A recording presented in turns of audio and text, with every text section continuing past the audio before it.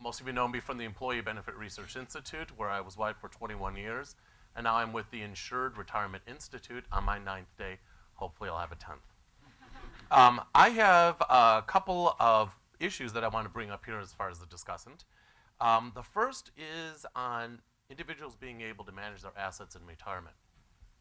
One point I'd like to bring out here is based upon the research that we've seen about automatic features in 401k. Auto enrollment, I'm going to choose how much you're going to put into it.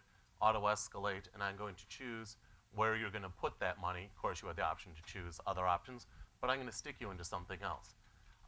And then there's, as David brought up earlier today in the annuity discussion, in response to Lisa's question of, are younger people going to view annuities favorably? And David's like, well, 20, 30 years out, 401k plans may have automatic distribution options. What I see happening is we went from DB to DC, now we're going back into DB in the employer realm. A couple of points I'd like to bring out here, though. At this point of when you're going to sit down and I'm going to retire and I'm going to now move into this new phase of life, one point for us to consider is, at that point, I'll use myself as an example, being the data geek I am, it's potential I'll have $1.5 million when I go to make this decision in 19 years. Now, in the past 47 years, I've not had the luxury of what do I do with $1.5 million, and I don't think it's going to happen again for another 19 years. Me being typical of most people in this situation, it's going to be a daunting challenge because that's a large amount of money. I find it daunting. I've been doing this for 20 years. Imagine what other people are thinking about this issue.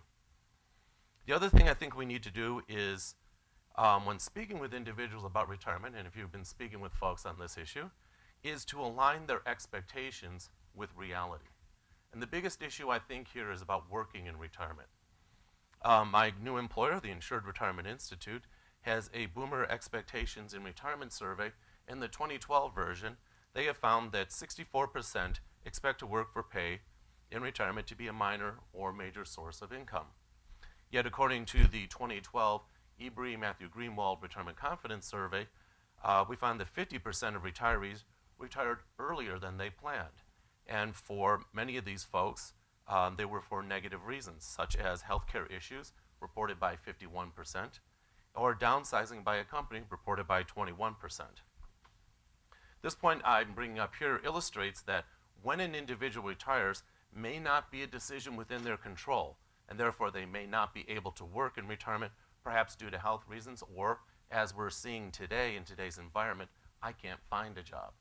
So this underscores the need for, in financial planning, save, save, save as you're going forward before you get into retirement, and also the need that if you do have some chunk of money as you're going into retirement, to find some kind of product, say an annuity or other some kind of guaranteed product, which will guarantee you a steady stream of income in life.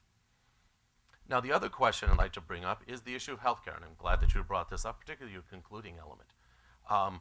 As we find researchers find this a daunting question, now we are asking individuals to go into it. And in my opinion, this is the 1,800-pound gorilla in the room. How much does healthcare cost? And I ask individuals in the room here, if you broke your leg, how much does that going to cost? If nothing that extreme, how much does a cold cost? There are these things that we use regularly, but we don't know how much these things are going to be costing. Now, one thing I'd like to say amongst people who are currently working, in the employer space, most Americans get their health insurance coverage through their employer. 65%, or individuals under the age 65, is about 60% are getting it through their employer. This thing, in a way, has shielded individuals from the true costs of their health care. How many of you ever heard the statement, I don't care how much it costs, anything for my health? Fabulous statement when you're not paying the bill. Yet employers now, particularly starting last decade, okay, I'm almost done too, are moving into this thing called consumer engagement in healthcare. And what we're finding is employers are adopting lower cost healthcare plans that have high deductible options. You're given a health savings account. And also employers are now looking into ways to go into wellness programs to help individuals understand that there is a cost to their healthcare. And so by pushing individuals into this, making them cost-conscious consumers of their healthcare, by the time they come into retirement, hopefully they will be better managers of their healthcare and their dollars. Ruben, thank you.